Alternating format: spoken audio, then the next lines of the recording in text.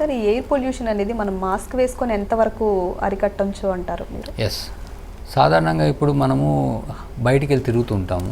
So we are more exposed to ఎక్కువగా ఈ PM2.5 పొల్యూషన్స్కి ఎక్కువవుతాం. ఇప్పుడు ఆల్రెడీ మనం చెప్పుకున్నాం, ఈ PM2.5 బాడీలోకి వెళ్తే డీప్ లంగ్లోకి వెళ్ళిపోతాయి, ఈ కెమికల్స్ అన్నీ అక్కడ డిపాజిట్ అయిపోతాయి, ఇన్ఫెక్షన్స్ పెరుగుతాయి, క్యాన్సర్.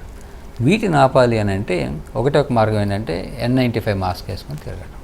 మాస్క్ అనేది వేసుకుంటే దాని నుంచి దాదాపుగా అవన్నీ ఫిల్టర్ అయిపోతాయి. సో ఈ ఫిల్టర్ అయిపోతే ఈ కెమికల్స్ పార్టికులేట్ మ్యాటర్ బాడీలోకి వెళ్ళదు, అలానే ఇన్ఫెక్షన్స్ కూడా బాడీలోకి వెళ్ళదు. సో మోస్ట్ కామన్గా ఈ హై పొల్యూషన్ అలర్ట్ ఉన్నప్పుడు అందరూ యూనివర్సల్గా మాస్క్ వేసుకోవడం, అది ఎస్పెషల్లీ N95 అనేది వాడటం అనేది సేఫ్.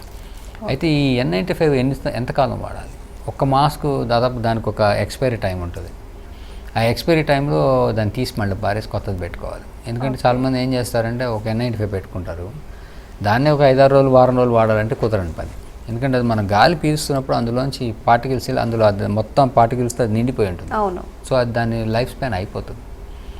సో దాన్ని మళ్ళీ మనం మ్యానిపులేట్ చేస్తూ ఉంటే దానికి వీఆర్ మళ్ళీ ఎక్స్పోజ్ అయిపోతాం. సో దానివల్ల ఏంటంటే ఒక 6 to 8 hours మ్యాక్సిమం 1 day.